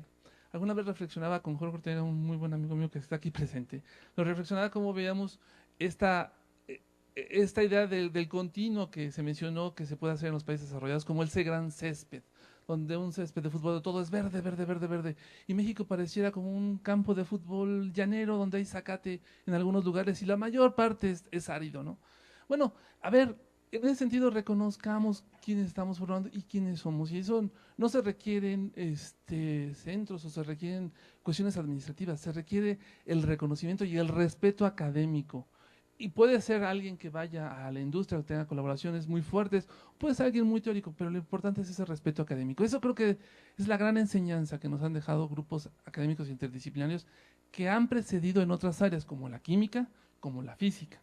Y que las grandes crisis que han vivido también en matemáticas han sido por esto, y de grandes matemáticos me han dicho, de repente pierde esto por la falta de liderazgo en ciertas generaciones. Si eso no lo tenemos claro, que es generar, no solamente formar a gente, y a gente de gran calidad, sino gente que vaya a ser líder en nuestras áreas, desde ingeniería en computación o informática hasta ciencia de la computación o matemáticas aplicadas, pero debemos estar pensando en esos grandes liderazgos que van a tener que impactar a nivel mundial, pero también a nivel regional, y reconocerlos y respetarnos. Si no hay eso, entonces el tener, viendo esos espejismos de generar o no generar estructuras administrativas, pues van a ser huecos o, perdón por decirlo de otra manera, van a ser elefantes blancos que al final van a ser cubiertos, y eso sí lo digo lamentablemente, por gente que solamente busca un enriquecimiento y que no aporta a la comunidad. Ese sería el gran punto, que no hay que caer en ese espejismo, según mi personal y muy humilde punto de vista. Es esa falta de liderazgo que tenemos que ir cubriendo y formando. Y en ese sentido es el gran reto, jóvenes. Y a eso me refiero, a los jóvenes que están aquí. Porque no, como alguien le oí decir una socióloga, muy interesante, los jóvenes no son el futuro, los jóvenes son el presente. Y se deben dar ese espacio, discutiendo y contraviniendo a los adultos o a los ya formados, porque son el presente. Solamente mi reflexión. Muchísimas gracias. Bueno, muchas gracias. Vamos a terminar con cerrar cada uno de los panelistas un minuto para su último comentario, si gustan, y terminamos por tiempo. Yo insisto, tiene que ver mucho en la formación, desde que somos niños hasta que ya somos adultos formados con doctorado, no doctorado, en cualquier área de conocimiento. Lo que tenemos que hacer es aprender a no ser egoístas, a no buscar nuestro beneficio propio y aprender a colaborar, a ser humildes, y si yo necesito de algo para poder hacer un proyecto grande, ir y pedirle ayuda. Creo que es uno de los objetivos del Centro Virtual de Computación, y por eso justamente este tipo de actividades en donde cuando nosotros salimos y ya vimos lo que está haciendo un compañero, es ir a acercarnos a él y decir, oye, yo tengo un proyecto, pero lo tengo mucho. Me falta este tipo de situaciones y tú me puedes ayudar, ¿por qué no colaborar? Independientemente de que si nos van a dar una promoción o si somos nivel SNI o si nos van a dar un premio. Creo que es más el trabajar juntos con lo que tenemos, sí, tienes razón, pero trabajar juntos, colaborar para sacar también proyectos grandes y que realmente la computación tenga un impacto. Y el que se genere un centro, eso va a ser después, porque vamos a generar tal impacto que entonces va a surgir la necesidad también. Entonces, solito se tiene que dar, al menos es mi esperanza. Pues yo con lo que me quedo es, creo que hace una discusión muy, muy interesante. Bueno, primero, esta discusión típica de las aplicaciones, el conocimiento básico, es muy antigua en computación. Hay por ahí un artículo interesantísimo que salió en Communications of the ACM hace algunos años, donde hablan de todo este amplísimo espectro que abarca la computación, ¿no? Y por eso es que es tan complicada aún para la gente de computación. Imagínense para los demás, ¿no? Es, creo, interesante, a lo mejor a este nivel de debate tal vez un poquito ociosa la discusión, pero no deja de ser interesante. Coincido en que en aras de la cohesión debemos vernos todos simplemente como gente de computación, ¿no? Que pensamos diferente y es perfectamente válido, y todos aportar algo a nuestra propia comunidad, a nuestro propio grupo, ¿no? Y tratar de no obstaculizarnos al menos, si no vamos a ayudar a otros, cuando menos no meterles el pie. Y creo, eso es en aras de la cohesión.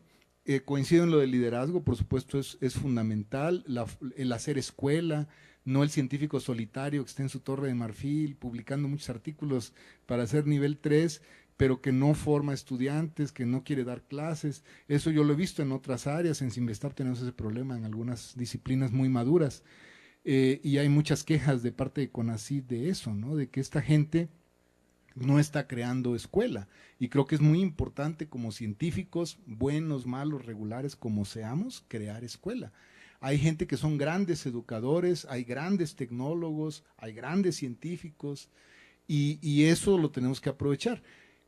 Creo de lo que dijo Cristian, no pude venir a la mesa de ayer, coincido bastante en esto de que hemos estado truncado, hay diferencias. Yo que he podido visitar otros países donde he visto cómo funciona su sistema, el de la India, por ejemplo, es fabuloso en términos de generación de conocimiento al menos, muy diferente al de México por la forma en la que está diseñado, que cuando se independizaron de Inglaterra decidieron hacer las cosas desde cero ellos, y no depender de un país desarrollado, que en este caso hubiera sido Inglaterra, ¿no? Eso no pasó acá.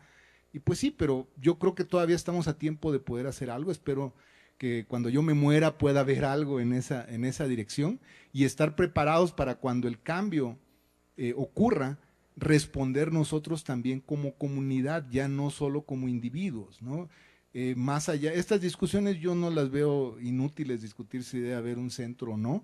Algunos lo vemos como una cuestión de la identidad de nosotros como comunidad, de si se nos da importancia o no, no desde la perspectiva del impacto de la computación, que es más que evidente, creo, para toda la gente, incluidos, por supuesto, los que no somos, la gente que no viene de computación, pero eso a lo mejor es un símbolo, y lo que debemos ver más es qué le podemos aportar al país, y si nos preguntara un gobernante, bueno, ¿ustedes qué quieren? ¿Qué le pediríamos al gobernante? Imagínense que llega el 1 de diciembre el presidente con la Academia de Computación y nos dice, ¿ustedes qué quieren? ¿Con qué los haría felices a los computólogos? No van a pedir, queremos ser nivel 3 todos en el SNI, ¿no? Habrá que pensar pero algo que él a cambio va a decir, pero ustedes qué le van a dar al país, ¿no? Supongan que les doy eso, ustedes qué le van a retribuir al país. Y tendríamos que estar preparados, y algunos llevamos años, yo llevo 20 años pensando en eso. Si me hicieran esa pregunta, ¿qué contestaría? ¿No? Porque no es trivial. Muchas gracias. Bueno, yo quisiera más que nada dirigirme a los jóvenes. Bueno, y creo que esto es válido para todos. Yo creo que realmente lo que nosotros necesitamos es el cambio interno. O sea, yo creo que es una actitud el quejarnos de falta de recursos, o de falta de instituciones, o de falta de centros. Yo creo que lo importante realmente es lo que nosotros hagamos. El reto es cambiar nosotros mismos. O sea, si nosotros, cuando llegan mis alumnos y ponen un problema de tesis, tienen que estar apasionados en resolver ese problema. El reto no es cambiar a los demás, el reto es cambiar a nosotros mismos. Porque realmente de nosotros sale hacia afuera, no es de afuera hacia adentro. Realmente yo creo que lo más importante es que nosotros tenemos una ilusión, nos gusta mucho el área, debemos de trabajar, pero trabajar nosotros, el cambio, lo que queremos lograr. El cambio hacia los demás se puede dar hasta por inferencia. Entonces yo creo que sí es una actitud muy positiva para los jóvenes y todo, más que quejarnos de lo que nos da la universidad, lo que nos falta, realmente es lo que nosotros damos, lo que nosotros podemos hacer hacia afuera. El reto verdadero no es cambiar a los demás. El reto verdadero es cambiar nosotros. Cada uno de nosotros tener nuestro reto, nuestro objetivo, nuestra meta, y ahí esforzarnos. Y más cuando se es joven, pues realmente con esa actitud es como realmente se pueden hacer las cosas. Yo creo que el reto es interno y es hacia afuera. Bueno, considero que el reto es cómo evaluamos a nuestros investigadores o tecnólogos, y también cómo evaluamos a los estudiantes. Tenemos un garrote y una zanahoria. Entonces, lo que queremos depende del garrote y la zanahoria. Desafortunadamente ahorita el garrote es numeralia. ¿Cuántos artículos has publicado? ¿Cuántas tesis has dirigido? Sin ver la calidad. Les voy a contar un caso así rápidamente. Conozco una investigadora del CIMAT en Guanajuato, que la conozco muy bien. Le pregunté, ¿cómo está tu hijito? Está muy bien. Ya quisiera tener otro niño para que la acompañe, pero no puedo. Le digo, ¿por qué no puedes? Porque tengo que publicar artículos y no me sacan del SNI. Entonces dije, oye, es terrible. O sea, publicar solamente para cumplir cuotas, creo que es lo más terrible que le está pasando a este país. Entonces tienes a jóvenes investigadores que su único objetivo es lo que mencionó ayer Guzmán Arenas, es publicar para ganar puntos. Eso creo que tenemos que cambiar, entonces, el garrote y la zanahoria para cambiar esa perspectiva. Nada más quiero decir, no es lamentarse, sino es crítica y autocrítica. Y la crítica y la autocrítica son un ejercicio continuo que tiene que llevarse a cabo siempre. El colonialismo hoy en día es cultural, es intelectual, es con el conocimiento. Y la única manera de ser soberanos es respondiendo con conocimiento, respondiendo con tecnología. En ese balance de lo que recibimos y lo que regresamos al mundo, es en ese balance en el que somos soberanos y superamos ser un país colonial hoy en día. En la UNAM podemos decir cosas y seguimos siendo amigos. Okay. Lo importante son las ideas que tienen que estar en constante análisis. Nunca la crítica es sobre las personas, es sobre las ideas, porque así construimos nuestra agenda. Y finalmente, nada más, en relación a cohesión, pues fundamos la Academia Mexicana de Computación justamente para cohesionar a la comunidad a través de la vida colegiada, la vida académica, y también para tener un foro de discusión de excelencia computacional para fomentar la soberanía nacional a través del conocimiento computacional. Están invitados todos aquellos que todavía no se han sumado, porque sí, cohesión y soberanía son dos puntos esenciales que están detrás de toda la cuestión de la tecnología, la ciencia y la tecnología en México. Y pues muchísimas gracias, espero que haya sido entretenido este panel y sea útil para sus reflexiones, y pues muchas gracias a todos los panelistas por sus intervenciones, todas muy atinadas, a todos los que han participado con sus preguntas y comentarios, y pues lo mejor para el evento. Y pues muchas gracias a Boris y a Héctor por organizar un evento, por llevar a cabo esta iniciativa del Centro Virtual de Computación. Creo que es algo sobre lo que tenemos que cuestionarnos y seguir hacia adelante, y pues muchas gracias por el esfuerzo.